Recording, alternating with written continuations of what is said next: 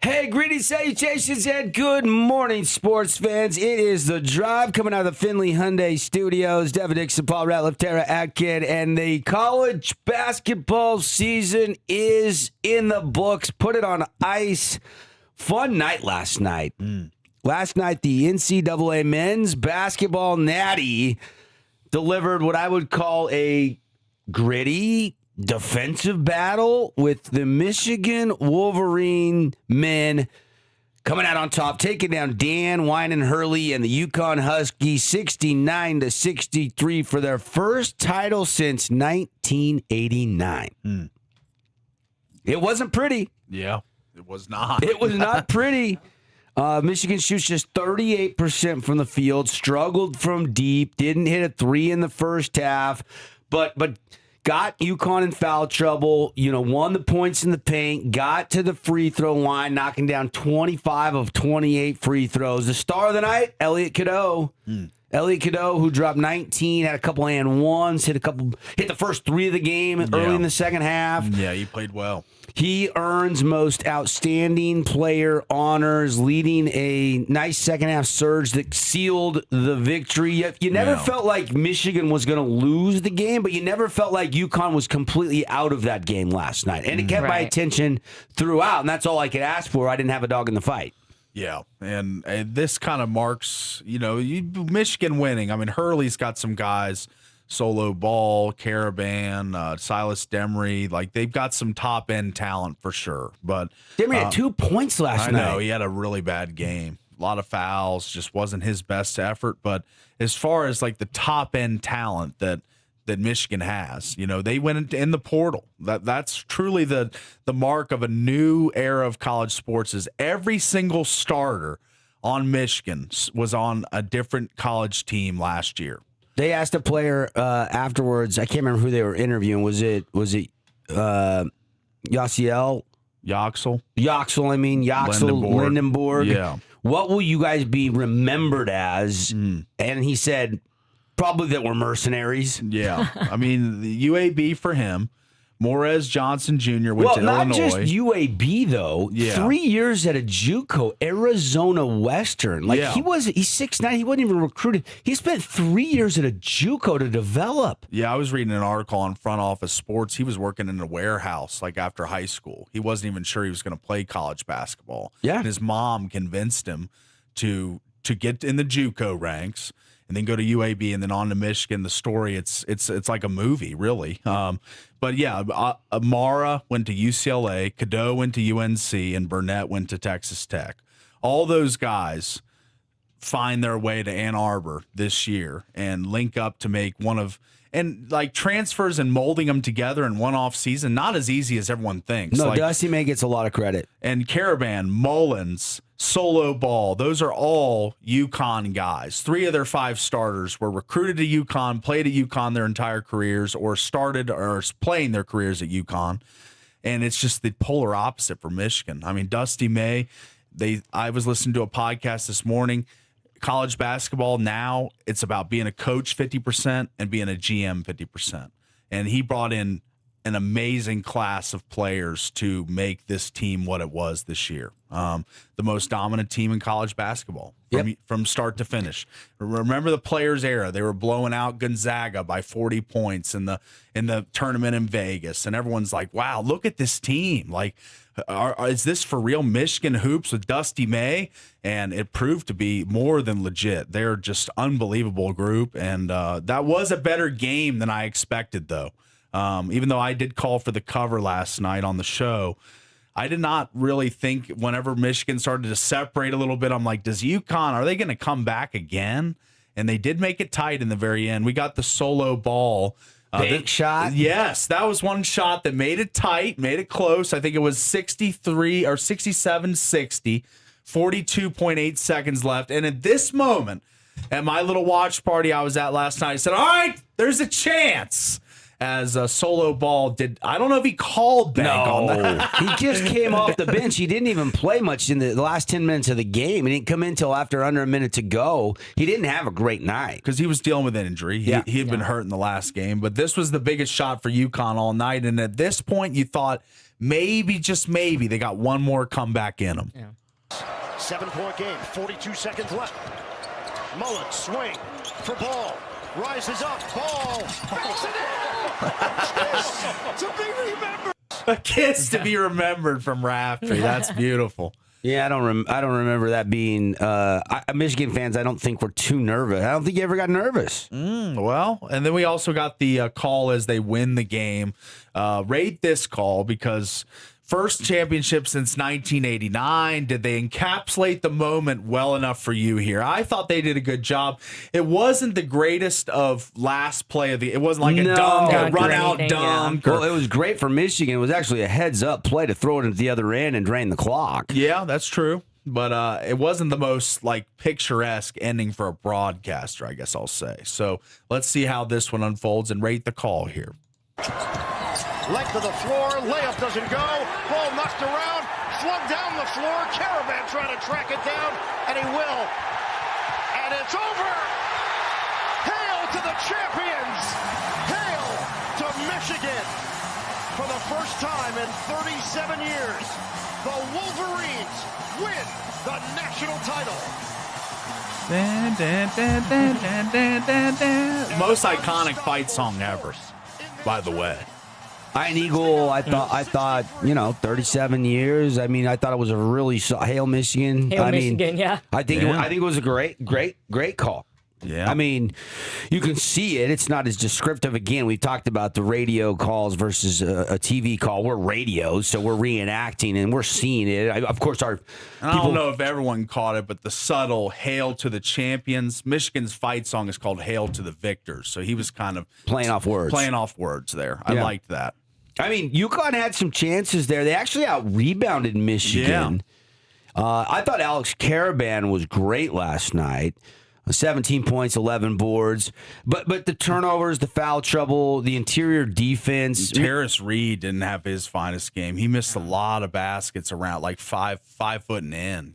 Just the length of Michigan. I told you Mara was an X factor yesterday on the show. Yeah, he was. He was definitely an X factor for sure. I mean, 7-3, and I know he didn't shoot it the best. But defensively, he alters shot, he blocks shots, he gets called for a goaltend once in a while. That's okay because he's that presence, and you got to flip it up at a higher trajectory if you're going to make shots down the lane. But it's tougher. They had to make their threes, and they were 9 of 33 for 27%. You're not going to.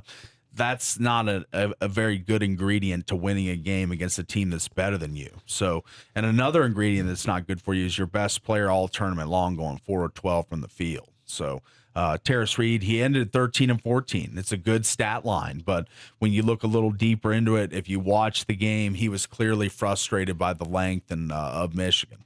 And in the year of the freshman, where we were talking about freshmen, newcomers into college basketball, sensational players, win a lot of accolades, All-American honors, conference, MVP races. This was a band of upperclassmen that was put together in Dusty May's second year, only the 5th coach to win a title in his second year on the job, all time. Yeah, it's pretty impressive. And his culture works. You have to give Dusty May a ton of credit, and I agree with what you said earlier. You have to put the right pieces in place, and then coaching is only half of it. Because if you can't get the culture established with the new group, and you got a bunch of guys saying, "Oh, he got how much more NIL than me," and they're not really fully locked in, they're not buying into what coach is preaching, you're not going to win a national championship. But 37 wins to 3 losses this year. They only lost 3 times all year, and Michigan fans are loving it. Was Kyle Whittingham in the building last night? I would assume so. I would think so, yes. I mean, my goodness gracious. Michigan is on the rise again, and they get the ultimate prize. They win the ultimate target, and they win the NCAA championship. And, you got to be – did you watch your boy Hurley last night? You love Hurley. Oh, my gosh. I love Hurley. I mean, he's the show within the show. whining about every call. Hey, but he challenging actually he was on his Phantom best hook and behavior hold. last night. he actually came out after the game. I think we have the it interview. of him saying he was very complimentary of the refs. I'll just say that. He said that Barstool Sports Hurley puts the ref show debate to rest, as a lot of people think he makes it into a ref show.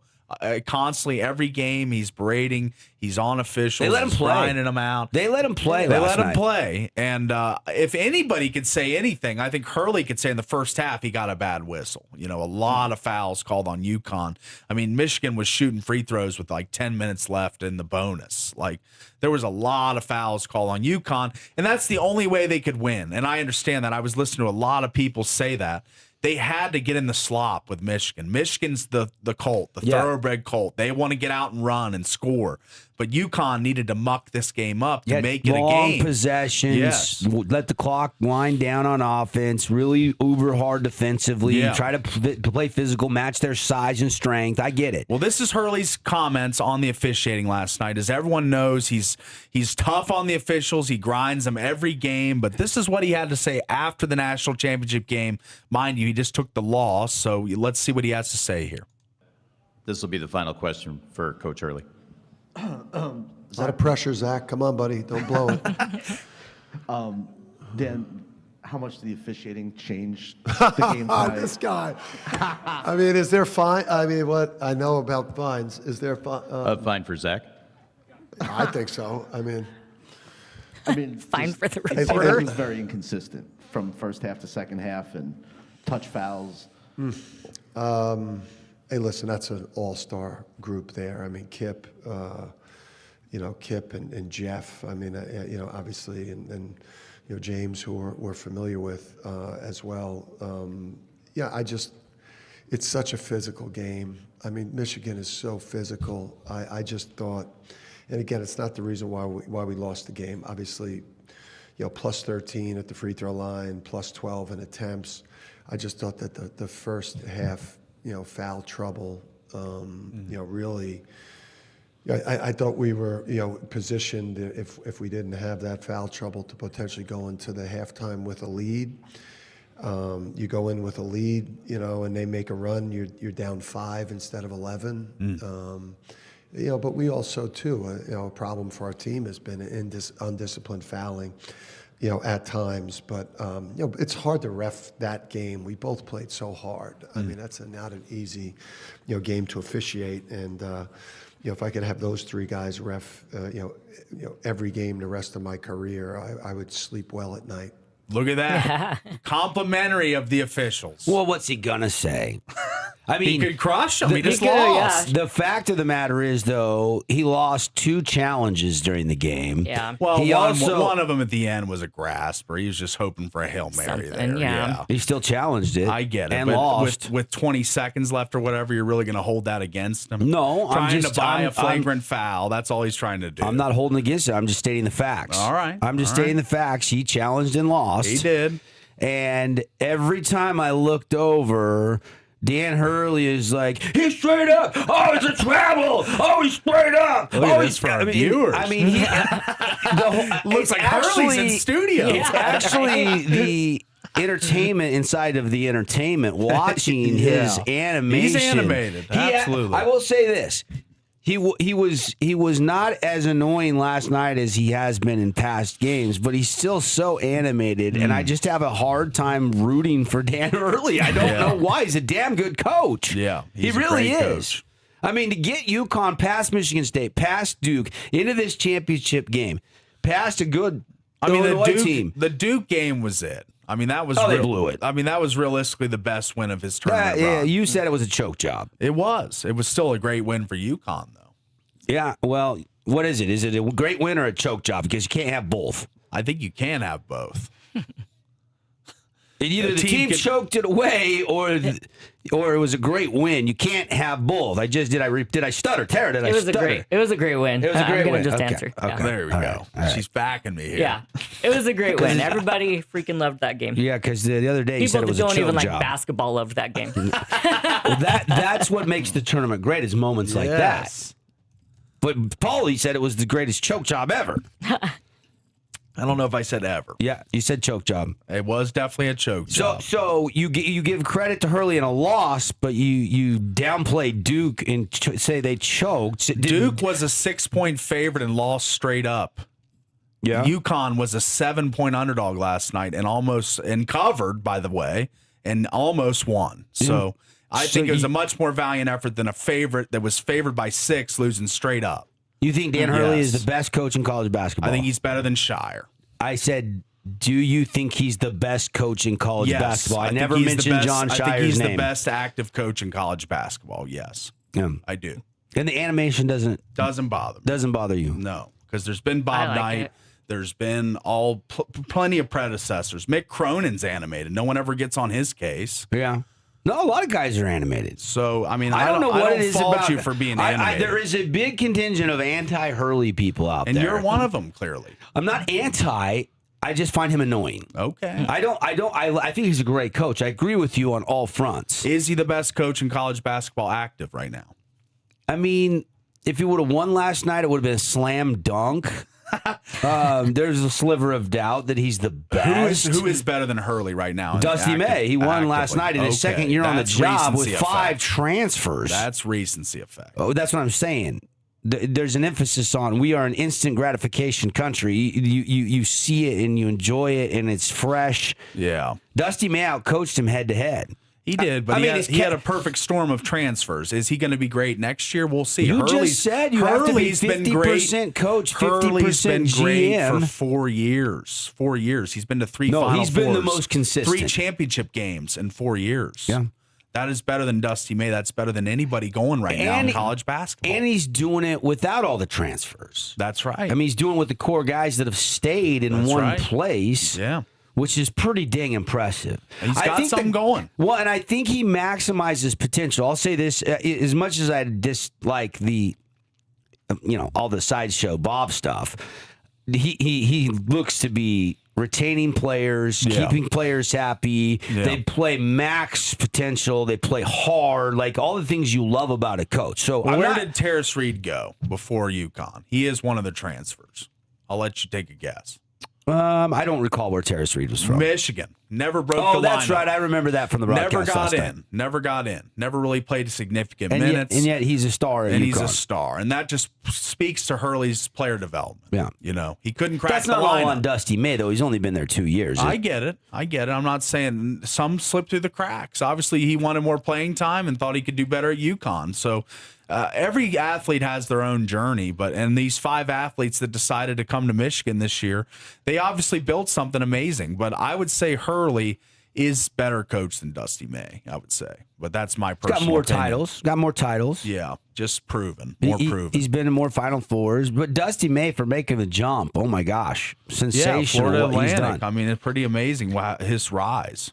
Yeah, and you're seeing these big universities go get these up-and-coming coaches, and this one paid dividends, big dividends. Yeah. And, Elliot Cadeau, I thought was great last night.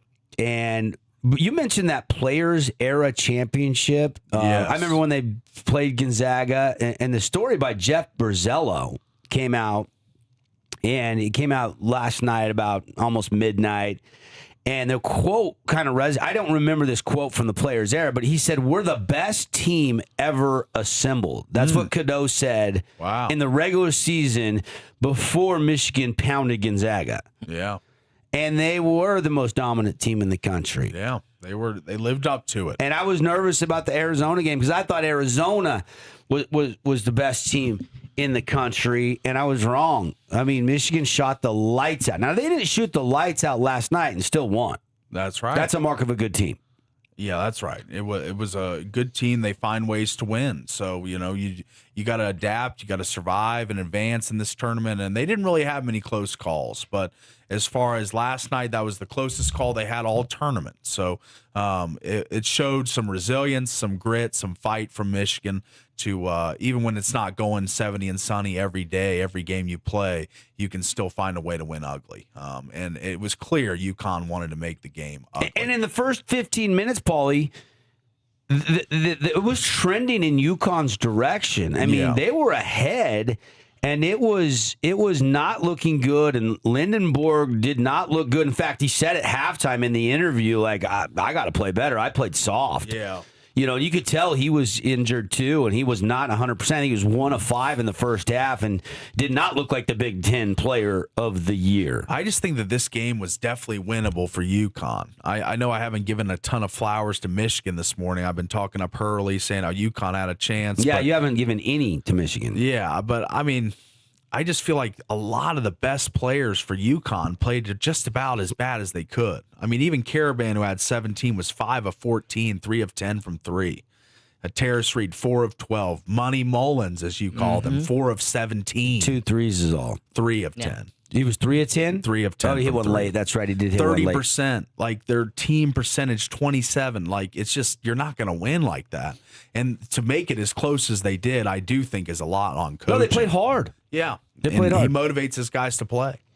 You know, this is that jumbo front court. I mean, holy smokes. The blocks were insane. I'd like to get the number of blocks by Mara? by Michigan in total. In total? Total blocks, they had 6. Yeah. Yeah, they were altering shots more than that, too. Probably 4, 5, 6 more that were altered that weren't actually credited blocks. Sure, yeah. I mean, what was it? What was the points in the paint at halftime? It was 22-4 or something. It was not good. Very lopsided. Yeah. And UConn was winning a lot of statistical categories, and Michigan didn't hit 1 3 in the first half. And yet they led by 5. Offensive rebounds, UConn 22-12 offensive rebounds last night. So pretty impressive from, their group, just crashing the boards, giving full effort. But it just wasn't enough. Michigan, too talented, just way too talented. In the era of the NIL, the transfer portal, Dusty May is the architect of one of the great transfer portal teams ever assembled. Yeah, and I think that takes a lot of talent. You've got to take these guys that you've dated for 2 weeks. Yeah. And you got to make them fall in love with the game of basketball and your system. Buy and you got to get them to that. buy in. You got to just integrate them into your culture. And you got to have, everybody fighting as one. Yeah. Pulling That the is rope the not same as way. easy to do as it is to say.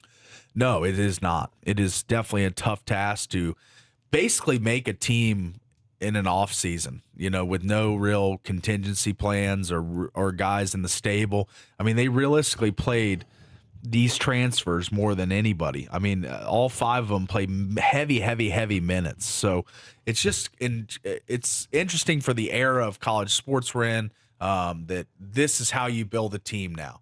It used to be the 3 and 4 year players would build teams that would go deep in the tournament when you had longevity and continuity among your team.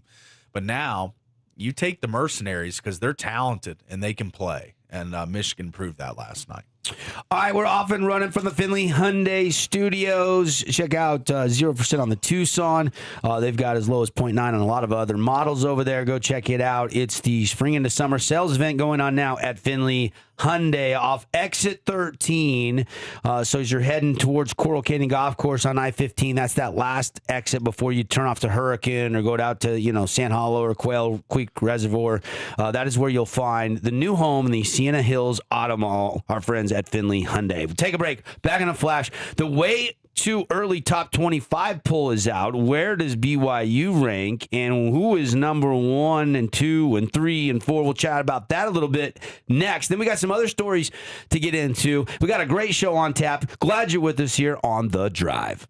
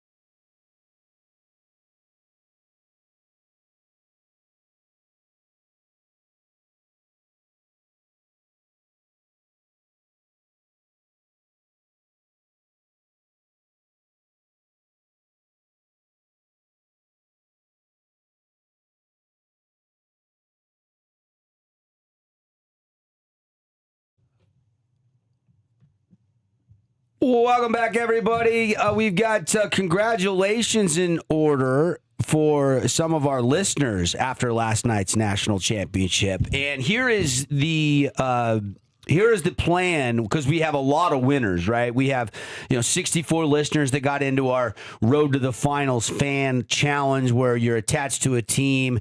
And Scott had Michigan. Scott is the proud recipient of a Traeger grill, and congratulations to Scott. He drew Michigan. He gave us a random number. I don't recall what that number was, but when the dust settled, the bracket came out. Scott was the guy that was rooting all the way through with Michigan, and he never got disappointed. So, Scott, compliments of our friends at Sunrise Tire, going to take home a new Traeger grill. Give us today for all of you. If you won one game in our Road to the Finals contest, you're going to get a prize. You're going to get a Dixie Direct new digital savings guide, as well as probably a Fabulous Freddy's car wash if you just won one game. So you're gonna have a nice little prize package valued at over $50 for competing and taking the time out to listen and call in and get qualified, or drop by one of our live remotes we did leading up to March Madness. Then of course the other contest, Paulie, do you have that in front of you? I forgot to pull that up. It came down to the Michigans who had Michigan, and we'll check on that. I haven't checked that yet this morning, but I know Scott. I was chatting with some people last night, and they were saying like Scott, Brian Ritchie is the winner. Brian Ritchie, okay, 149 points. He had Michigan in the championship game, of course, winning. Well done, Brian. Let's check out his bracket here as I take a look. He had the entire Final Four almost correct. Wow. Did a really good job. Only had, let's see. Oh, no, he had Vanderbilt, UConn, Michigan, and Arizona. Gotcha. So, 3 of 4. 3 of 4. Pretty good. Pretty good. It's a great bracket. He picked the champ. It's hard to pick the champ. Yeah, hard to pick the champ. And so congratulations to Brian. Brian takes home $995 cash. Well, I don't know what Brian's going to go spend it on. Pretty good for him. Yeah.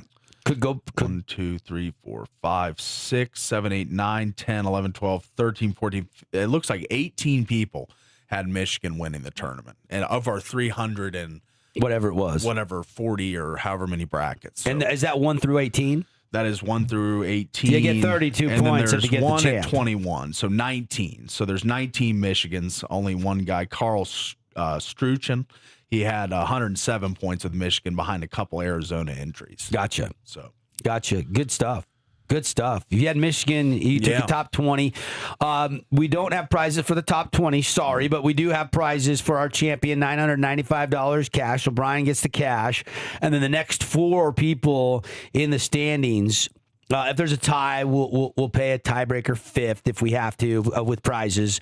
We'll get all those. Give us today to get those ready. We will send an email and text out to you and let you know when you can start coming to pick up your prizes here at the Fan Sports Network studios inside of Canyon Media. So very excited. And a big shout out to Sunrise Tire, ATVBryce.com, Grass Creek Construction, Fabulous Freddy's, Nets on Fire.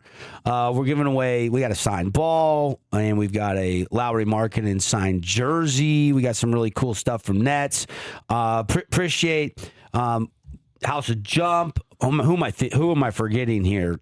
Sand Hollow Golf Course. I got to swing out to Sand Hollow today and pick up some rounds of golf. So those are going to be sprinkled in if you were either top 5 in the bracket challenge or in the final 4 of the fan challenge, Road to the Finals fan challenge. So we got to get all that allocated. We got to get our spreadsheet put together. We didn't know till last night who won it. So give us today. We'll get the prizes ready. And tomorrow you'll be able to start coming in, picking up your prizes, and we'll send you a quick text or email when those are ready. For everybody else, let's get back to talking sports. The way too early. I love how they do this, Paulie. yeah.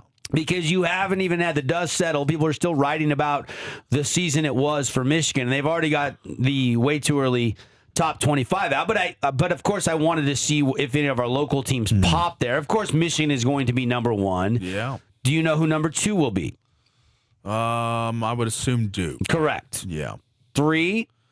the team you picked to win it all, and you were Florida let down in the Yes. second round, the round of 32. It's fine. I like that. They'll try to run it back. I don't know if, Condon and company will be back. We'll have to wait and see. That's the thing you don't know. The portal's open right now. Yeah. And it hasn't even officially opened till today, and there's already thousands of names in the portal. Yeah. And so now you've got a couple more teams that can, and a few more players that are going to be jumping in. The portal is not closed. It's going to be open for the next 15 days. Plus, it's where you can see a lot of movement in college basketball. It's like they just put a profile on ZipRecruiter out on the internet. Yeah. Every coach is going to be calling a lot of players, doing their homework, trying to speed date and try to get to know a guy and see if it's a good fit for their program. And players are opening up their recruiting all over again, seeing how much NIL money is the market for them. Yeah, that's right. And I'm looking at the futures for 2027 for the champion. And right now, 13 teams ahead of just one little team from Provo. 30-1 BYU to win the national championship next year. In the way too early top 25, I was going to get to them. UConn is 4. Arizona 5, Michigan State 6, Arkansas, Illinois, Virginia, and Houston round out your top 10. In the top 25 way too early poll, BYU clocks in at number 22. Okay. And we know DeBonds is off to the NBA. I know there's... But Branch coming in. But Bruce Branch III, who was he, a top 6 player Yes. in the class, he's Yep. probably not going to have the same impact and probably I not going to wouldn't lead the Big think, 12 in but- scoring, lead Yeah. the country in scoring, but he's a top 6 recruit. And he's a shot maker that's pretty big. Rob Wright is the kicker for BYU. If he returns to Provo with Bruce Branch, they get a healthy Dawson Baker back. Kennard Davis comes back. There's some shooters on that roster, and BYU will be very competitive. The portal is open as of midnight last night. Correct. So BYU is going to be active. We know they're going to be looking to make a move for another Rob Wright or another splash in the portal for them to bring in. So I think they're going to be going for it. One guy that I will be interested to see if BYU invites on an official visit, played in Region 9. You know who I'm thinking of? Played in Region 9. Played in Region 9 and went to Snow College. Sean Feltz. Oh, okay. 6'11". If you look at his numbers, and Snow was, again, for a good portion of the season, the number 1 JUCO. He spent 2 years out there. I know I saw on his social he's taking a trip to Ole Miss. Okay. On a recruiting trip to Ole Miss. Yeah. I think this week. I talked to Sean yesterday, and I said, "What are you feeling?" He's like, "This is crazy." He's like, "I don't know. I got some more visits lined up. I think he's going to go to Logan." Okay. Yeah. And check in with the new coach up there. Yeah, they're Jacobson. Yeah. It should be interesting if they bring him in. Sean Feltz, 6'11", and really good shooting numbers this year at the junior college level. And look, 6'11", right? So the market is really hot for like a JUCO guy that was one of the top JUCO prospects in the country.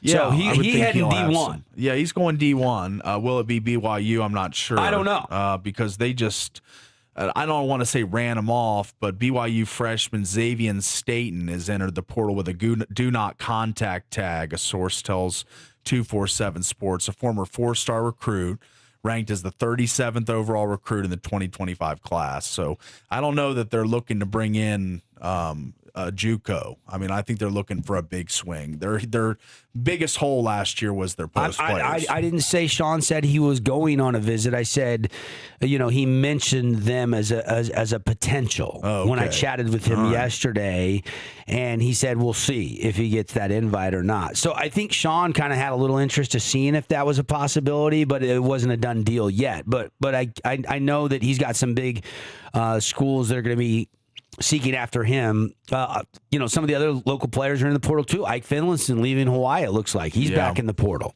Yeah, wow. The entire Utah Tech team is in the portal. Yeah. And I even heard Chance Trujillo, even Tanner Davis, who had just finished his freshman year and started all season, is in the portal to test things out and see what the market value holds for him. That's right. And I think more power. We're in a player's era per se right now. So, these guys got to go do what's best for them. And that's what a lot of them are doing. I think a lot of the smaller mid-major schools are going to come at you with an offer of some sort, because they know in this era you got to pay to play a little bit, even if it is a lower amount than these Power 4 schools can offer. But, I think that most of the guys are going to take their talents to the portal, for the most part. There's a ton of people in the transfer portal right now. I think it makes it harder for guys, to get picked up, to get the money they want, because there's just such an overabundance of entries into the portal. So it makes it tough for JUCOs, for high school guys, for those players, because there's a lot of top end talent in the portal right now. Well, and I think you're going to see a lot of these college players. They're not idiots. They see Michigan starting 5, all upperclassmen transfers. Yeah. And they string them all together. Everybody buys into the role. You have a good culture, and you win a national championship. That's the dream of every college basketball player. Sure. And look, it's not realistic that you're going to win a national championship at a mid-major. So all these guys in the mid-majors across the country, they want to go somewhere where they have a chance to play in the NCAA tournament. Yeah. And not just play, make a run. And see what they can do. They believe in their abilities, obviously. They love the game. And all these guys that are maybe on the bench, some of these that just want to get playing time, that's the great swap. That's, the portal we've said for years, giveth and taketh away. Yeah. And it's going to again this year, maybe more so than ever in college basketball. So, anyway, the men's NCAA way too early top 25 ranking. BYU clocks in at 22, right behind Gonzaga, who is projected at 21. Graham Ike, of course, is out of eligibility. But the Billikens are on this list. Iowa made the top 25. It's a little bit of an emphasis on what you got, and then they take into account, what your recruiting class looks like. This does not really factor in the portal, though. So I don't find this to be all that accurate, but it's somebody's guess as to what the rosters could potentially do right now as the season just came to a close. All right, we're off and running. Hour 2. Show today brought to you by our good friends at Game Day Men's Health. Game Day Men's Health, free testosterone tests for you. FREE, free. You can stop on by, get your free T-test. And for a limited time right now, you can get a free vitamin injection with every consultation. So if you pick up the phone and call Game Day Men's Health, or you text for an appointment, say you want a free T-test, go in and get that consult. They're going to give you a free vitamin injection. You can choose from vitamin D, vitamin B, MIC for energy, or glutathione to help you feel your best. And if you join Game Day Men's Health in April, you're going to get a month of complimentary vitamin injections on the house. So book your appointment today and get a free testosterone test. It's time to reclaim your game. Call 435-265-4223. That number one more time. You want to text them right now and say, I was listening to Devin and I want to get scheduled for that free test.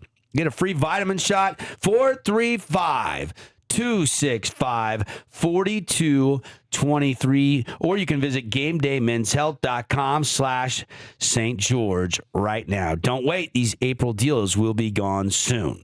All right, got to take a break. We're back in a flash. It's The Drive. Thanks for locking us in.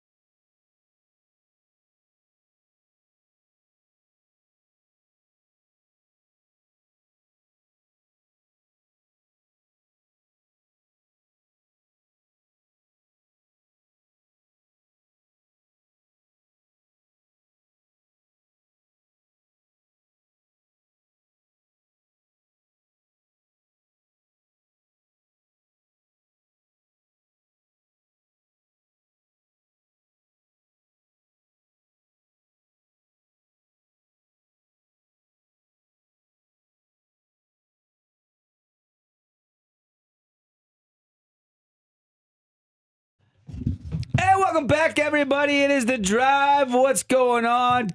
Thank you for locking us in, loading us up. Show day brought to you by Coral Canyon Golf Course. Coral Canyon Golf Course. Peak season, they do dynamic pricing, so the earlier you book at coralcanyongolf.com, the better price you're going to get. As it gets fuller, the tee sheet fills up. Prices do get a little bit higher, so plan ahead this time of year, especially in April, even into May, really all the way through Memorial Day. Plan ahead for your tee times. Call Coral Canyon Golf Course. Get you all set up. 435-688-1700. Coral Canyon. It's fantastic. Devin, Paulie, and Tara. Region I baseball back on the slate tonight. Desert Hills at Snow Canyon. Crimson at Dixie. And Hurricane at Pineview. So 3 really intriguing matchups tonight on the diamond. And, of course, we've got a bunch of games coming your way this week presented by The Boulevard, our title sponsor of high school sports on the network. There was supposed to be a Utah Tech baseball game tonight. And this is interesting to me. And I wanted to get into this because we got a press release from Utah Tech University yesterday, which told us, and I'm going to read from the press release, Utah Tech's home game for baseball against in-state foe Utah, scheduled for Tuesday afternoon at Bruce Hurst Field, has been canceled and will not be made up. Okay. That is telling me that Utah canceled this game. Yeah. Why are the Utah Utes scared to drive down I-15? Are they injured? Are they scared they're going to lose a midweek game? They lost a series out in Kansas over the weekend. I'm trying to figure out, because there's got to be some sort of buyout if you cancel a game. So they're going to have to pay Utah Tech something. Yeah. I don't know if it's a $1,000 buyout, a $5,000 buyout, a $10,000 buyout. But this is a little bit alarming that the Utah Utes baseball team, who is supposed to have a home and home here and up in Salt Lake, has canceled the road game here. Yeah. I mean, I went to the BYU game when they were down here at the Bruce. Yeah. And it was a great attendance. Yeah. And I know you got some Region 9 flavor on BYU's team and on Utah Tech's team, but that was well attended. I have to think that the Utah game would have been really similar. Yeah. And so this, not only, I hope the buyout is big enough that it covers the lost attendance numbers. Yeah. Because you're not making this game up. It is interesting how they're handling this, as they will head to Arizona State on April 10th as their next game for the Utes.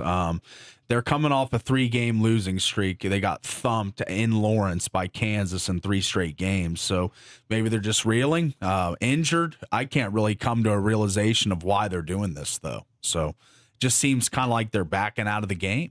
I mean, weather's fine. Let's play. My sources told me that they basically wondered if Utah Tech would go play them up at home. And when Utah Tech said, no, we want the home game, they said, well, we're not coming. That's all I know. Okay. That's all I know. And it must be, they must be out of pitching, or they must be injured in the pitching rotation. Those midweek games are kind of like a bullpen game, though, anyway. You're not rolling out your 1, 2, or 3 starter. You're kind of piecing a game together and keeping your guys fresh for the next conference tilt, which you said is at Arizona State. Yes. So, this is a Utah decision. This is not a Utah Tech decision. And I didn't know that I would see this happen in the year 2026, where a big in-state Division I school like Utah would turn down and cancel a game against little old Utah Tech. Yeah. Like, what Pretty kind of alarming. precedent is that setting? Yeah, it's not good. That tells me the Utah baseball program is a mess right now. Yeah. I mean, doesn't it? Doesn't that translate to be like new ballpark? But as far as during this year, not the greatest of seasons. I mean, I feel like the last couple years in Salt Lake City haven't been great on the diamond, but 16-13 overall, 5-7 in the record. Big 12. Yeah, 5-7 in the Big 12. And they're scared to play Utah Tech, or they just don't want to come down and play the game and they need rest? I'm not sure. They're 6-10 away from that brand new sparkling park.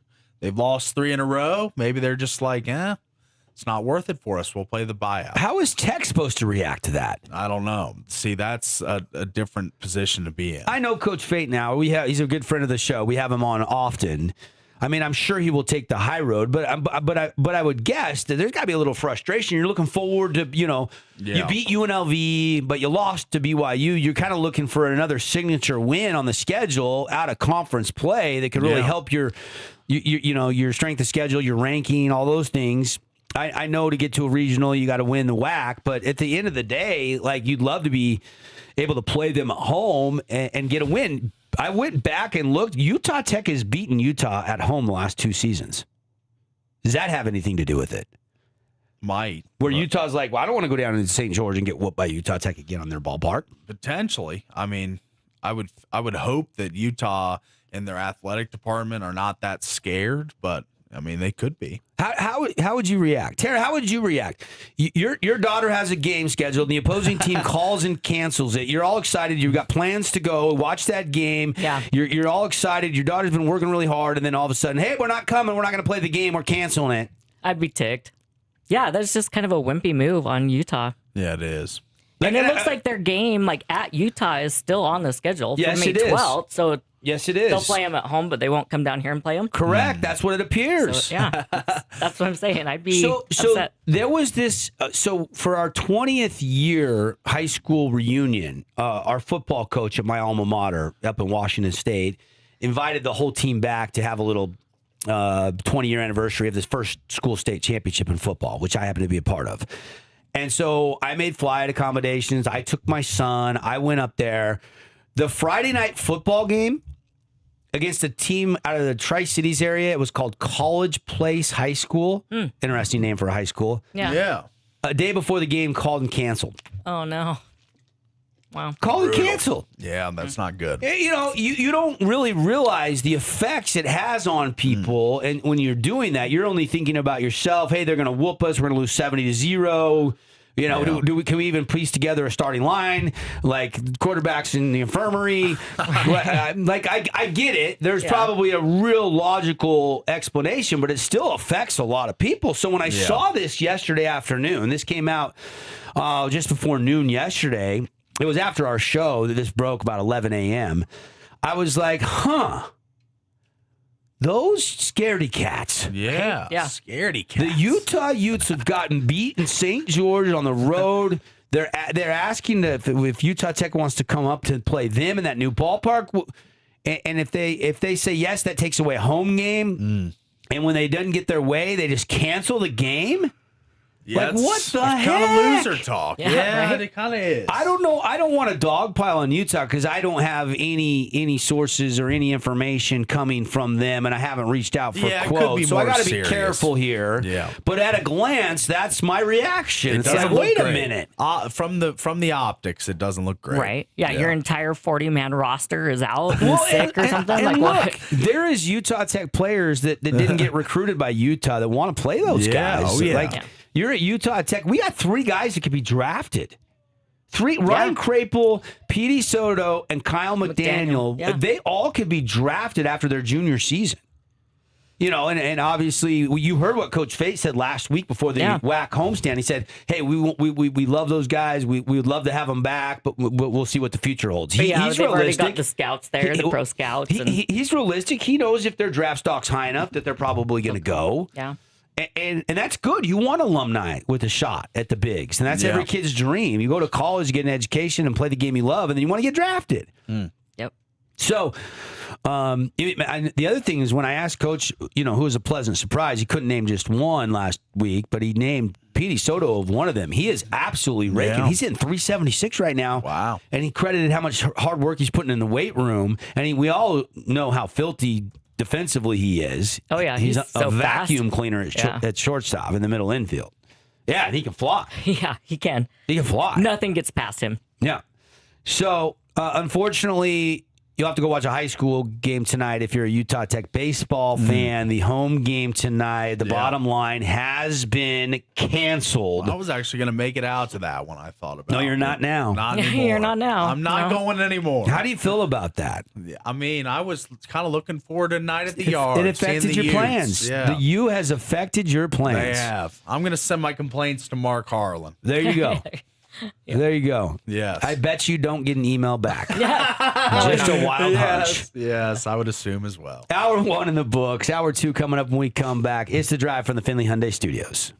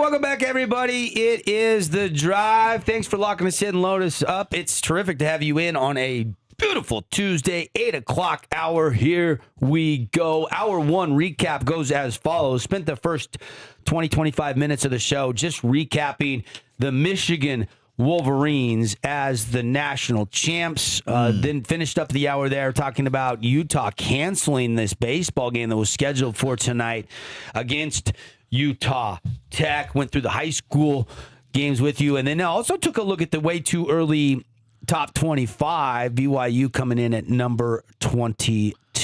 So that's where we've been going. Let's get you some of the other headlines out there. And it's brought to you by our friends at Prime IV. Prime IV makes it easy to stop on by and feel better. Give you that boost around the job site. Give you that burst for an event you're competing in. Or help you with your allergies. They got the allergy buster going on right now. And if you have struggled with allergies basically since I was a kid, I find this awesome. I went in there when I first started getting plugged up, and Pauline Terra could tell I was plugged up, and I said, I got to get down to Prime IV because I did it last year, and it worked so well. They've got this spring special right now. It's called the Allergy Buster. You can add it to any IV for just $69. It's a triple dose of vitamin C, plus a vitamin D injection to help support your immune system during the allergy season. Get on over there, PrimeIVSTG.com, or you can stop on by on Riverside Drive. Prime IV, it's a game changer, and start feeling like yourself again.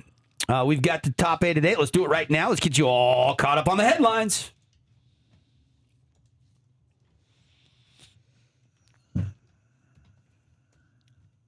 Paulie was right. UConn would cover, but Michigan was win yesterday. That was the correct call. I took Michigan to cover the 6.5 hook. I lost by half a point. He covered by half a point. That's right. Yeah, it's very gratifying. It was floating around. You see the line kept moving back and forth too. That banked in 3. That was big for the cover team. That was big for the cover.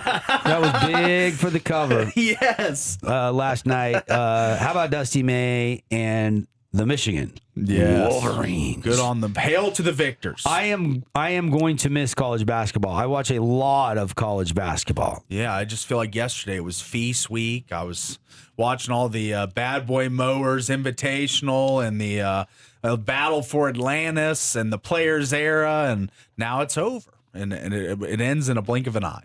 Michigan crowned the winner. Number 1 Michigan took down the 2 seed UConn 69-63 out in Indianapolis. Elliot Cadeau led all scorers with 19 points.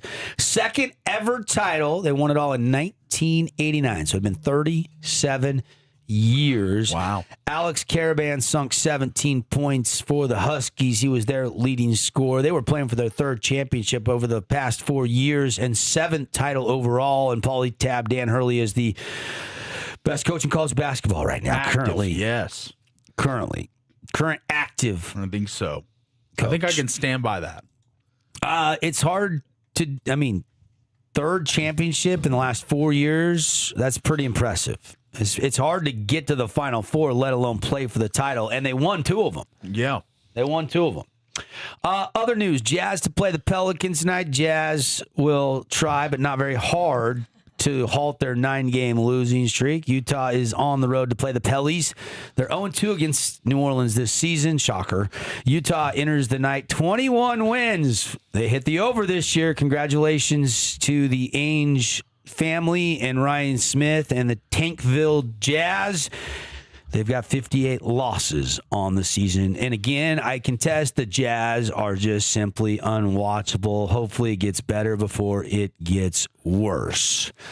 All right, I got one. I got a headline. Go How for about it. this? We got a 2-step of hockey tonight in local action as the Oilers travel to the Delta Center tonight to take on the Mammoth. The Mammoth currently a favorite in They that are game. favored. I Minus saw that. 125.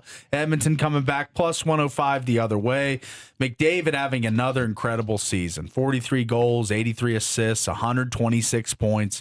He's doing everything he can. We'll see if the Mammoth have enough firepower to defeat beat the Oilers tonight. And then John Tortorella takes on the Vancouver Canucks in his 4th game as the Golden Knights head coach. And right now, as we look, as Tara's got the graphic up there, the moneypuck.com shows the playoff chances as of today. And both of our local teams looking really, really good. So that's for the viewers and for everybody. Let me get the percentages. Knights are 95.9%, so basically 96%. Mammoth are 98%. 98%. The Mammoth have 86 points, which is good enough for the top wild card spot in the Western Conference. But they do to make the second round, as you see that second ring in the money puck diagram there. Mammoth to make the second round, 47.6%. So you're pretty saying healthy, there's better than a chance. Pretty healthy percentage, and the Knights at 57.9% to make the second round. So we could have 2 teams not only make the playoffs, but make a run. Yeah. So that should be fun. 2 big games tonight. Although the Mammoth are 0-2 against Edmonton this season, but that was with Leon Draisaitl, who is now out for the season. And Cooley was out too for some of those games as well. Yes. The Cooley's been hot lately. Yeah, the Mammoth's like top player. So yeah, it's going to be a different game tonight. It will be. It'll be a fun one from Salt Lake In the and, West, Vegas as in well. the West, as we're getting right down to the nitty gritty in the NBA playoffs, the NHL playoffs, they're both going to start later this month. Yeah. Colorado, Dallas, and Minnesota have all clinched in the Central. Utah, Mammoth at 86 points, top wild card spot. Nobody in the Pacific has clinched. Edmonton, Anaheim have 87 points. Knights have 86. Kings have 83. Sharks 81. So right now, the Knights and the Mammoth both with the exact same total, 86 points. That bodes well for the Mammoth in just their second season in Salt Lake City. Did you think you'd be saying those words this year? No, with but Marner added, Stone, Eichel. But I am excited about Torts. Tara was gung-ho about it, and she knows more about Torts than I do. Yeah, I Look like at Torts. Tara Damas. She's calling that Torts 4-0 They haven't lost start. yet. Yes. What's the line on the Knights? He's kind of like Hurley. He's a controversial, He fiery is. kind of coach, but I like him. I thought it was a good move. Knights minus 200 tonight. Are they heavy favorites against the Canucks? 258 is the exact number minus. Gotcha. Salt Lake Bees are back on the road. They're out in Reno to take on the Reno Aces starting tonight. Bees just 3-6. They started against the Aviators down in Vegas, then had a series up against Sacramento in the new ballpark, but just 3-6 on the year. Paulie mentioned this first hour, but when we were talking about the way too early top 25, but worth mentioning again, BYU men's basketball losing their first player, center Xavier Stanton announced he will enter the transfer portal. He only played 9 games off the bench for the Cougars this season. Yeah, he was kind of raw. He was a Vegas guy. I think he played at Gorman for at least a year or two. And was a talented player, ranked 37 in the class of 2025, so a highly rated recruit, but he's on to greener pastures outside of Provo somewhere, I'd assume. But he did put the do not contact tag on himself in the portal. So I don't know if he's taking select calls or limited calls, but he obviously has a place in mind that he's going to end up, I'd assume. That is interesting to me. Why would you open up your recruiting I don't and then know. say, don't And then contact say, me? do not That's contact. right. I didn't even know there was a do not contact tag until today. Yes, there is. As I was looking at this last night when I was doing prep for the show, bookmarking tweets and stuff for I saw this late last night, and I was like, what? Do not contact. But yes, from Travis Branham, who is a national basketball analyst for 247 Sports News. BYU freshman will enter the transfer portal with a, quote, do not contact tag. A source tells 247 Sports. How does that work? I maybe you have 4 or 5 schools that you want to talk to you, and then you kind of tell everybody else, hey, I'm not taking any offers or anything. So maybe he's got a little kind of premeditated list of teams that he would play for. So are you sure the do not contact means don't call me, I'll call you? That's what I interpret it as. Yeah, I think that don't call me, I'll call you. is Yeah, kind so of if I'm interested in your school, I'll reach out, or my Yeah. agent will reach out. Other than that, don't He doesn't want the contact me. He doesn't want the floodgates. floodgates to open. Yeah. This is an interesting restriction to put on it, and it almost makes you not want him in some weird way, shape, or form. It's like this I guy don't thinks know. he's so good, he's only going to 4 6'10". schools. Not a ton of big guys. There are a lot more guards than there are big guys in college basketball. Sure. So if you can find a 6'10" guy with some skill, Why do you only play in 9 games? he might not have been good enough to beat out Ahmed and Kiva Keita. Keita. Yeah, I don't know. Whatever. But Catchings is doing pretty good at Georgia. He transferred out of BYU last year. The Utah men's basketball team is also losing their top player, Terrence Brown, announcing he will enter the portal. And he is going through the NBA draft process right now. Now, whether he pulls out of the draft or not at the deadline, that remains to be seen. But he did lead the Utes in points, assists, and steals per game. Yeah, he this averaged season. almost 20 points. I think Good year for Terrence Brown, 19.9. yeah. One more portal one. Utah State forward Adlin Elamine plans to enter the transfer portal. Dang Source it, he's tells the good. league ready. The 6'9" forward out of PVI. Wow, this is a school in Virginia. Yeah. Paul VI Catholic School, Chantilly, like 15 He minutes from my really house. came on strong at the end of the year. He's a 4-star recruit who played just one season at Utah State. He averaged 6.7 points and 3.1 rebounds. Will enter with, the do not contact tag. Oh, jeez. So, But on the flip side, Utah State is getting a couple guys to come back. Mason Falslev, Yes. the local kid from Skyview High School, Big one. and Carson Templin. They are both going to return to Logan next season. They were second and third on the Aggies team in scoring this season, putting up 16 and I think 8.8 points for Templin per game, if I'm not mistaken, somewhere right there below 10.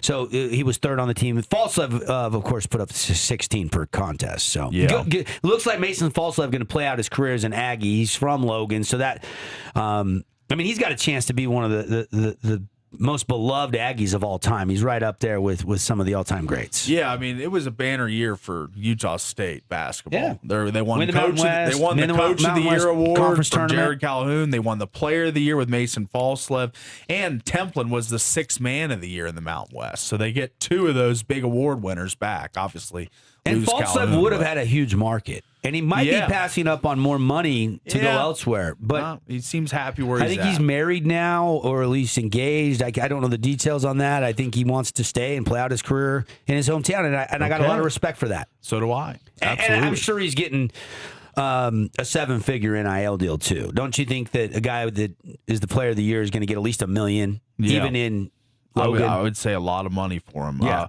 Maybe not $1 million, because we heard their whole budget last year was $2.4 million for the team. I would assume he's a high. But this year they've got a little extra 600K. money. Yeah, I'd say he's probably a $750K is where he tops out. Maybe Making more than you and I combined. Yeah, all I three of know us that. combined. Well, maybe. I'm just kidding. Yeah. I forgot Tara's got side job. Yeah, I do. Some side hustles. Yeah. Uber Eats. Yeah, that's right. Oh, man. That car does great with the Uber. Yeah. Right. This is the NBA's final week of the season. So, the tanking, the standings, everything at stake this week. I find myself not fascinated by the final week of the NBA season. I am glad Steph's back. I will say that. That makes Golden State and that play-in spot interesting to me with Steph versus without. That goes without saying. I think the league and the tanking in the league, it's taking a toll. I don't feel like ratings can be very good, especially for the Utah Jazz right now, who are right in the middle of it all and have already been fine and clearly tanking. Yeah. Did anybody believe Austin Aines when he got on the mic before the season said, "Hey, we're not going to tank"? Did anybody believe him? Because you shouldn't have. Yeah, I don't think many believed him. It was a bad look for Austin right now. Yeah. I'll tell you that much. Again, high school baseball tonight. Here are your games. Desert Hills at Snow Canyon. Crimson Cliffs at Dixie. And Hurricane at Pineview. So those are the matchups tonight. Tonight we're going to do, I believe, the Hurricane Pineview game, and tomorrow night I believe we're going to do the Desert Hills at Snow Canyon game, if I'm not mistaken. So, and then Friday, I want to say we got Desert Hills Dixie. We got a bunch of games coming up this week. So check the YouTube page. Get to our website, thefansn.com, to stay up to and watch our local Region 9 baseball presented by the Boulevard. This is kind of, we're getting into like this week and next week, where it's moving week, right? Cedar is the only team undefeated. They got to play an extra game this week because they had one canceled because of weather last week with Hurricane. So Hurricane has an extra game this week, and Cedar will play a game this week. Now, Cedar is on their bye week, so that becomes pretty nice for them. They don't get to run out of pitching. Yeah. But Hurricane's got, Pineview tonight and tomorrow night, and then they got to turn around and play Cedar on a Thursday on April 9th. So Hurricane will play 3 games in a row. It almost feels like Hurricane gets a little bit penalized because they couldn't go up and play at Cedar last week, midweek, on that rainy day. Yeah. And so instead of moving and flip-flopping home sites, they just moved it to the next week, and that becomes the back end of third night in a row for Hurricane. So that puts a little stress on your pitching staff. Kind of feels a little like a state tournament, what you're going to have to get ready for, too.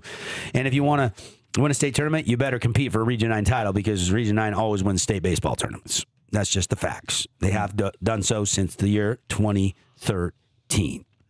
Any other headlines? Any bonus balls out there? Do you want to add anything, Tara? I don't think so. Paulie, do you want to add anything? I'm looking for anything that's pertinent, but I don't think we need anything else. Okay, I will add the other games around town since Utah Tech is canceled tonight. You've got softball going on tonight. Pineview is at Hurricane. Snow Canyon is at Desert Hills. And Crimson is at Dixie. So those are your softball games going down on a Tuesday night. Spring sports are just lit. Like every night it feels like there's a game, except for basically Monday. I mean, how many spring sports do we have going right now? We've got lacrosse, we've got men's volleyball, we have baseball, softball, boys soccer, soccer, girls golf. I there's 7-8 sports going right now. It's your head's on a swivel. Yeah. Region 9 boys soccer tonight. Cedar at Crimson, Snow Canyon at Pineview, and Dixie is at Hurricane. So those are your boys soccer games. Desert Hills has the bye tonight. Yeah. So those are the matchups tonight, and we haven't talked a lot about boys soccer, but I've been following it. There's some really good teams this year. Desert Hills is 5-1, Dixie's 4-1, Snow Canyon is 3-2, and Crimson is 2-3, Pineview is 2-3, and Cedar is 2-3. So we haven't really settled anything. Hurricane is winless, but other than that, it's still pretty wide open. That's going to be a really interesting race for the Region 9 title and for seeding for the RPI, because you got 6 of the 7 teams that look really competitive this year in boys soccer.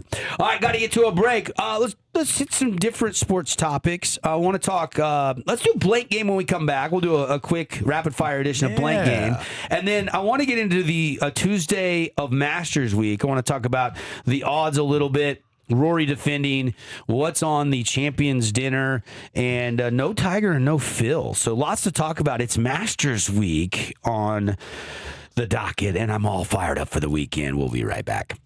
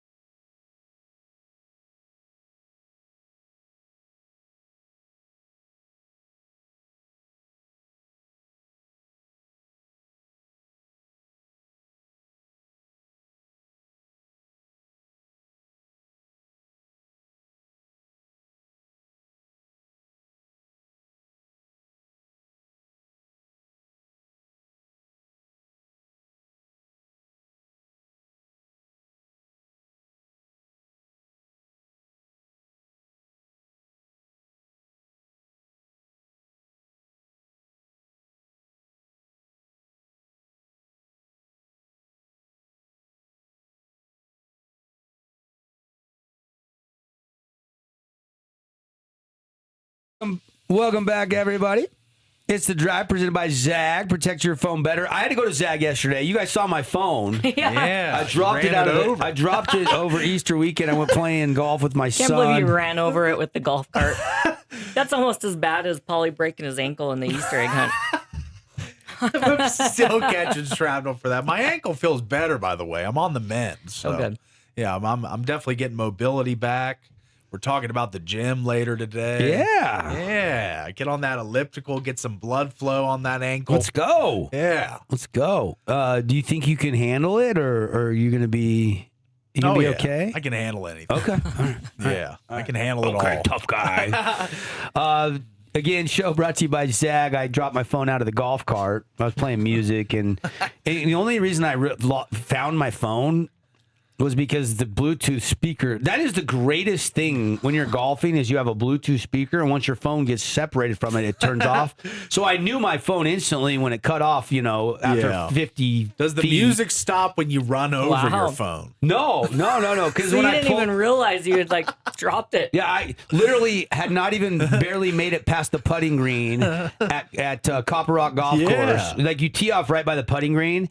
Literally, it fell right by the putting green. I had even made it barely off the first tee, and I already had my phone fall out of the cart. So I scratched it all up. Wow. I didn't really scratch the phone up, though, and I got a brand new case and a brand new phone. Did you know the cases are warranted? Yeah. Oh, really? Yes. Yeah. Oh, yes. I got At mine Zag? from Zag. Yeah. They Dude, told me that. Zag is like my new favorite. I'm so glad they sponsor the show. 2 St. George, 1 Cedar City location. Once you put a case or a screen protector on, that warranty comes in handy. I think I've replaced my screen twice now already this year. They go in spurts, though. It goes in spurts. So hopefully I don't need to go in for a couple months. Let's get to some blank game presented by Zag. Paulie's got the questions today, so who knows what kind of curveballs we're going to get thrown at us, Tara. All right. Here we go.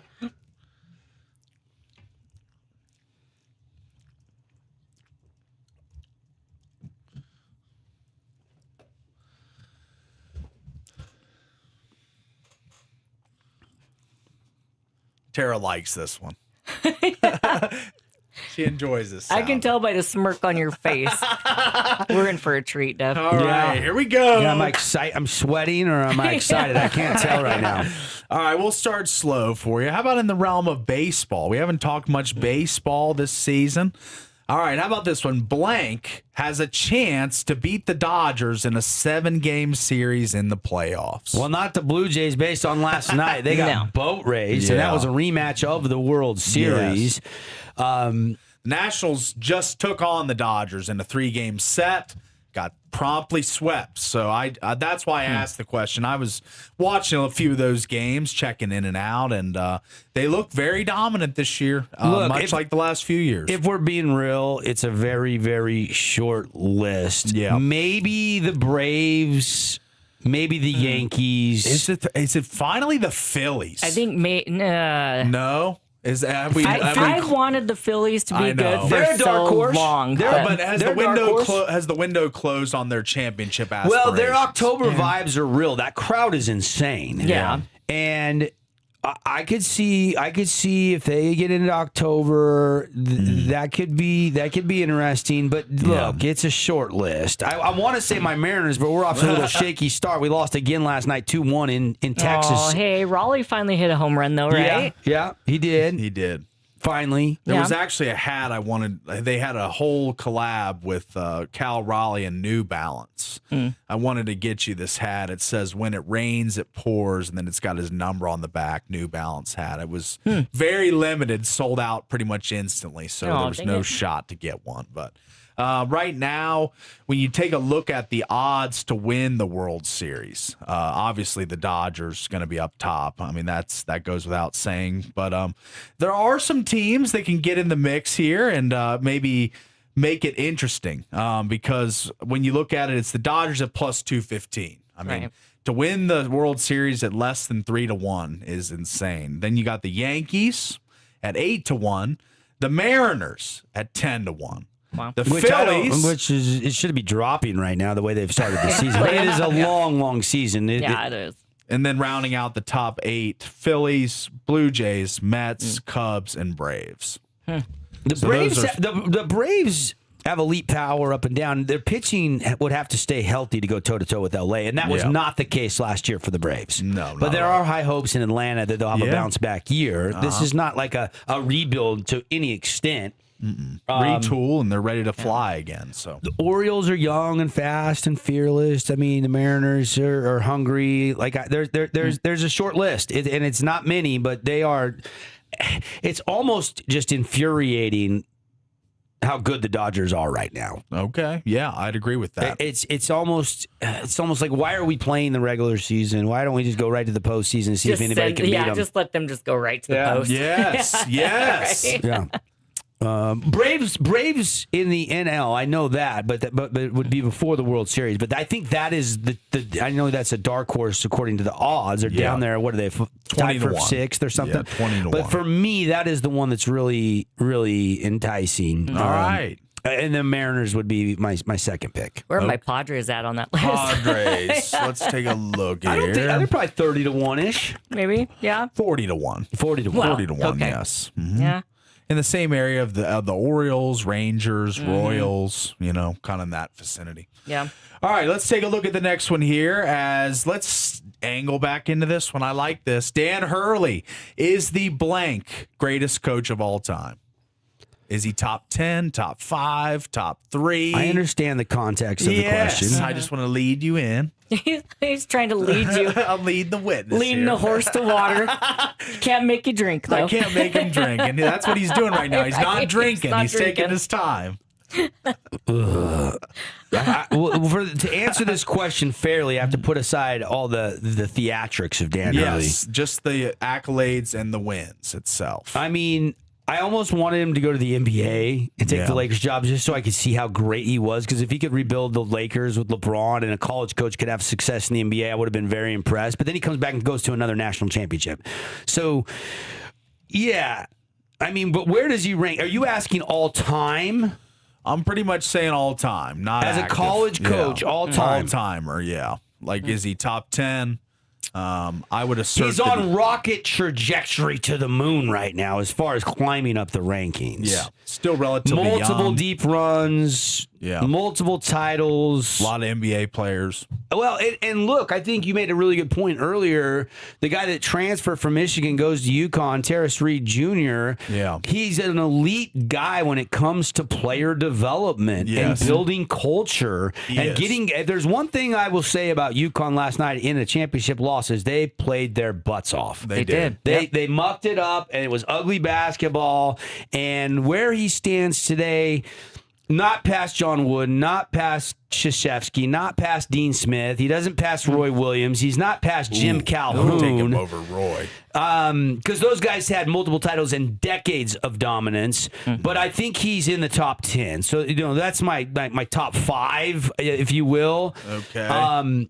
But, is he passing, the Mark Few's? Yes. Is he passing other coaches that are really good current coaches Bill out Self. there? Yes. I mean, they even have the talk about Bill Self. Yes. I mean, Bill Self's got 2 championships, I understand, and he's had a lot of good runs. To stay to get to the top 5, I think he needs to sustain that success for another 10 years or so. Okay. All right. I understand and that I think the he's got to longevity keep matters. UConn consistently in the title conversation. And I don't think there's any doubt they will. He's built a machine. I mean, he has. He's close to a top 10er, maybe top 10, but if he keeps this up, maybe we're watching a future legend and the best all time right before our eyes. I can't say what the future holds. And people said that about Krzyzewski. We're watching the greatest coach of all time. People used to say that about Coach K, and I just don't think Hurley gets the same love. So I think it's a lot of his sideline antics. People don't like that, but when it's X's and O's and recruiting players and developing guys, fights for his guys, but almost to a fault. Yeah. All right, let's go to the next one. As Mason Falslev coming back to Utah State with a different coach for the 3rd year is blank. Exciting. I would say for loyalty Logan, personified. Yeah, loyalty personified. It's exciting because in today's college basketball, you almost expect to lose your stars to the highest bidder. And this is good. not the case with Mason Falslev.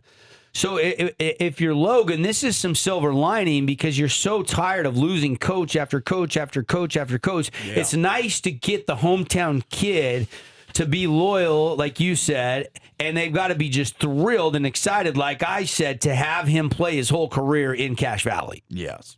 I think it's loyalty personified. I mean, this guy he bleeds the blue and white of the Aggies, and he cares about this program, cares about the student body, the Spectrum Magic.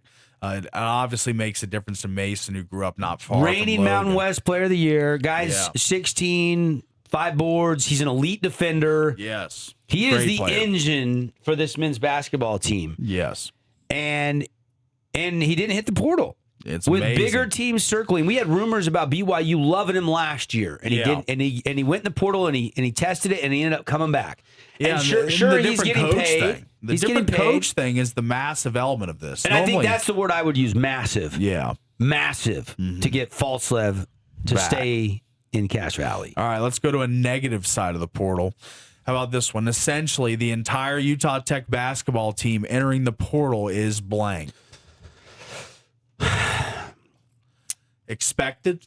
I didn't expect Tanner Davis and Chance Trujillo. Yeah. I expected that was Malonga. disappointing. I expected a lot of the guys to go in. Toby Reeby, I mean, he kind of had to come off the bench as a role after being a starter the year before, so that's expected. Juice graduated. You had 3 seniors that you take them off the board. Ethan Potter ran out of eligibility. Yeah. So I think it's a little bit shocking because I thought we had a rebuild through the portal last year and we had a winning season and competed and won a WAC tournament game. But you had some holdovers from last year as well. It wasn't all portal guys. So correct. You had Madibo got hurt. You had Toby Aribi. You had a few guys that came back. So this year, starting with pretty much from scratch. I mean, Preston Vandermeid and you got Hunter Shank, Boston Harker, some guys that redshirted. Yes, I haven't heard their statuses. Dallin Grant. Yeah, I mean, we haven't went up and down the whole roster. I haven't seen Grant hit the portal yet. I think everybody that played significant minutes is the way I should have phrased the question. Is not the entire team, but if you played significant minutes and put up stats for Utah Tech, you're most likely in the portal, which I think.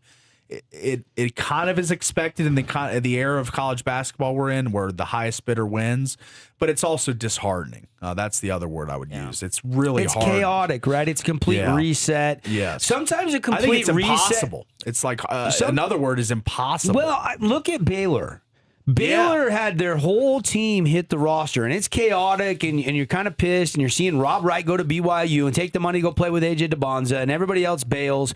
And Scott Drew is known for being a really good coach. You hit the reset button. They were a middle-of-the-road Big 12 team. They weren't in the top 10, but they weren't the worst. They were able to hit a reset and still be competitive. That was some nights where Baylor gave you all you wanted. Yeah. And so it's a clean slate to bring in some culture guys, and where you struck out in the portal before, where everybody wants to bail and becomes mercenaries, now you get a chance to try to get some loyal guys that are going to stay and ride this thing out. So I look at it as a complete reset that can be doable. I mean, it's not a rebuild overnight, but it feels that way. Yeah. And it's not sustainable for mid-majors without big NIL budgets.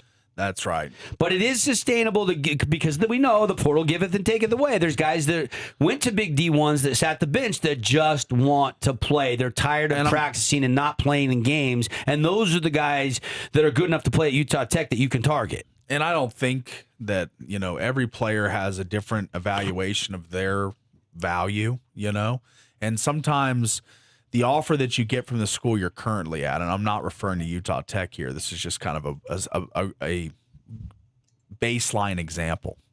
If you're making $20,000 at Utah Tech, but you think you're a $40,000 player, you're going to go in the portal, every time because you see the opportunity, you see the higher potential to earn. Well, you see what Tuberville puts forward. And even if you're not a $40,000 player, you want to see what your market value is. You want to see what you're worth. That's what a lot of these guys are doing. I wouldn't be surprised if a couple of these guys, maybe one, maybe two, stay. Some of the guys were on the bench because now they might be, competing for a starting job, and they know the system. You got to keep some consistency. Dallin Grant and Preston Vandermeide, those type of guys, Boston Harker, Hunter Shank, maybe even Tanner Davis goes in the portal and sees that there's not a huge market for him. He's just a freshman. He needs another year before he goes. I think this thing with Tuberville and then President Trump is the one free transfer. I think I'm in favor of that. I think you get one freebie. You get 5 years of eligibility and you get one freebie. I think I would be in favor of that. I think I if you want to transfer again, you got to sit out. I think that's a huge It would there would be less players in the portal 100%. The portal is flooded right now. Ton of people in the very portal. good question. It's a complete reset is my answer on Utah Tech having most of their roster in the portal. Toughest loss for Utah Tech is blank. Madiba Owana. If he goes. Now, I know he's got the ACL, so I don't know what that does to his value, but when he's healthy, he's only just a sophomore. He's still got did he get early enough to get a medical red shirt? I can't remember what game he got injured in. It was about the halfway point of the season. So, you may be. It was the Santa Clara game. Yeah, it was preseason. So you may be able to have him for 3, maybe 4. So I think he could be he's from Bordeaux, France. He's uber athletic. I mean, he's a human highlight reel dunking. He's got to improve his 3-point shot, which I think he can. Yeah. But he's uber athletic. He is. All right, let's go to the next one here. We haven't talked about this at all today. Not Brad Stevens, not Tommy Lloyd, not Dusty May, but Michael Malone for UNC is blank. A little bit of a surprise. Curveball is what I'd say. Yeah, it's a surprise because, the search is college coaches, and then the only NBA name we were hearing was Billy Donovan, who had been a college coach. Michael Malone, who was a champion when he was coaching the Denver Nuggets. He's won 510 NBA games in 12 seasons as head coach, but he's never been a college coach. Yeah. And he spent the last 10 months or so, maybe 11 now, as an ESPN analyst. So he's done the media thing. Yeah. So he gets a Tar Heels team that, has been searching for nearly 2 weeks to replace Hubert Davis, basically from when North Carolina got ousted all the way. It's kind of feeling like the Penn State search a little bit. There are a lot of names were being thrown out, a lot of hot names, big high-profile coaches. Now, I don't want to say Malone was never a college coach. Let me rephrase that. He was never a head college coach. He did coach as an assistant coach at Manhattan in 2001, and he was an assistant at Providence in the late 90s, and in Oakland was where he started in 94, 95. Wow. So Oakland, he did the have home of Jack Golke. He did have 3 assistant stints with Oakland, Providence, and Manhattan before jumping to the league. Well, I mean, this is something different for North Carolina. But they didn't get Dusty May. They couldn't get Tommy Lloyd. They couldn't get TJ Otzelberger. They couldn't get, whoever else they were And after. they were trying to go in the family, They were trying, quote unquote, in the family for their coach. They went with Dean Smith. He built the empire of Carolina basketball. Then Roy comes in. Roy does a great job, wins 2 national titles. And then Roy keeps it in the family again and picks Hubert as his successor, who played for him at North Carolina. And, it just made sense. But Hubert just didn't have the success that the alums and donors wanted. It's a high-pressure job on Tobacco Road.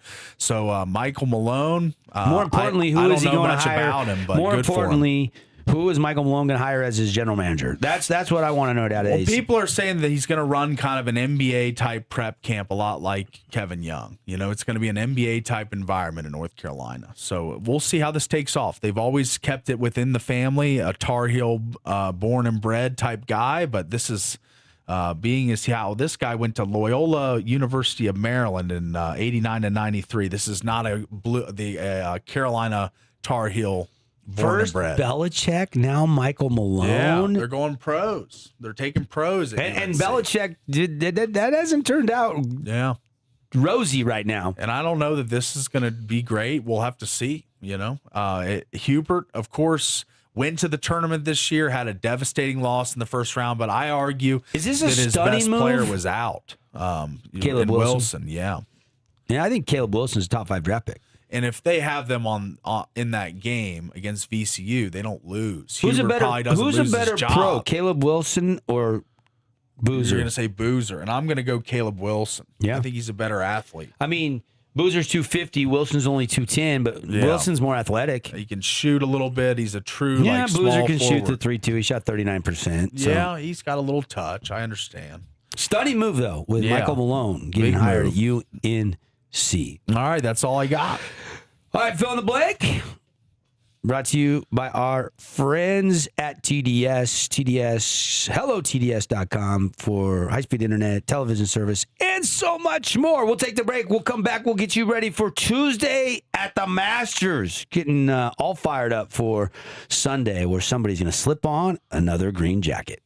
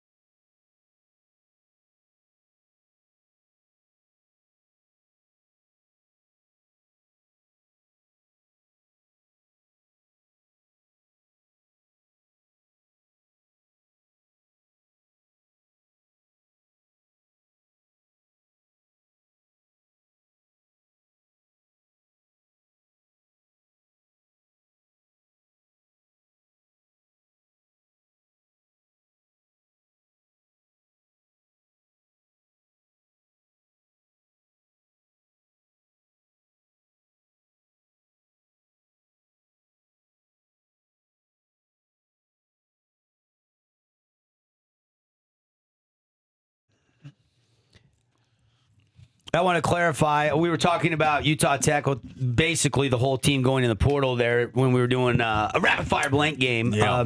Couple guys have not entered the portal. DG DG Dallin Grant has not entered the portal, and Boston Harker has not entered the portal. So not the entire team. Now Harker ended up redshirting, so we didn't see much of him this year. And I don't think if sources are correct, Madiba Owona has officially went in the portal yet. Of course, he's got the ACL from what you said. You remembered it as the Santa Clara game. I do. And so I remember that. Those are the guys that you've got that maybe got a chance to retain still. Not ruling out that, the greener pastures are not there for, somebody else. I said wishful thinking maybe on my part. Tanner Davis would go in the portal and maybe come back, or Chance Trujillo would test it out to see what the value is and decide to come back. Yeah. I don't know if that's a rule that Utah Tech has. Once you go in the portal, you're gone, or if they'll bring you back. I mean, we saw Mason Falslev at Utah State last year go in the portal and then come back to the university. So we've seen that close to home happen before. And even hitting home closer, even when the previous regime for Utah Tech football, I remember they would not take people who entered the portal and try to come back. Yeah. So that was a thing a few years ago. Not under Lance Anderson, I don't think, but I remember them. Well, and with the new conference realignment, I mean, look, Utah Tech and SU, they're going to the Big Sky.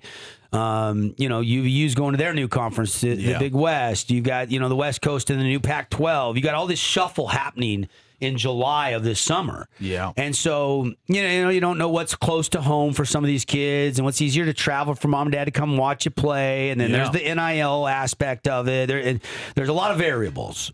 And, we're going to have some time to sort this thing out. And I said it looks like a complete reset for Utah Tech men's basketball, who had a successful season. I would categorize last year as a successful season. I would say the same. Most successful in a long time. Yeah. So, and I would not be surprised whatsoever if some of these players are not targeting Utah State, UVU, maybe even Utah to a certain extent. Like BYU is the Duval, one, like a guy that was the freshman of the year in the WAC last year, averaged 16 points a game. And that's to be expected. You come have a year like that, maybe you do a great job recruiting a kid like that. What's you're his not profile? Like, what does his offer list look like in the portal? That's a desirable guy in the portal. Yeah. That will bring big schools will come looking for him. But I think Trujillo and Davis are desirable too, because those guys can be role guys that will play defense and give you everything they got. Yeah.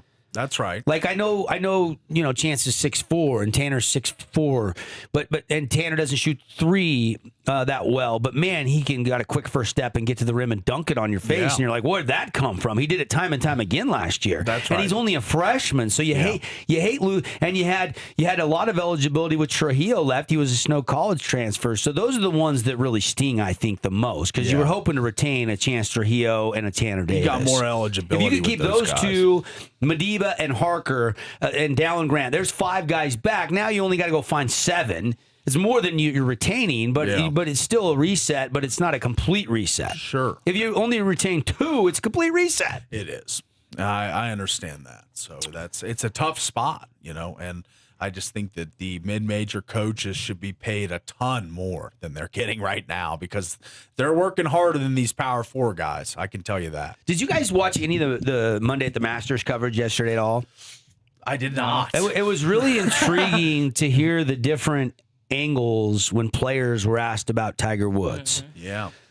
Like Bubba Watson at one point was like, yeah, me and Tiger used to be really tight. I've always been a big fan. We've been really good friends. I don't have his number anymore. Oh. Yeah. And I'm like, well, Bubba, like, how do you, what does that tell you? And I'm trying to read between the lines with quotes like that. Bubba was saying all the right things. Yeah.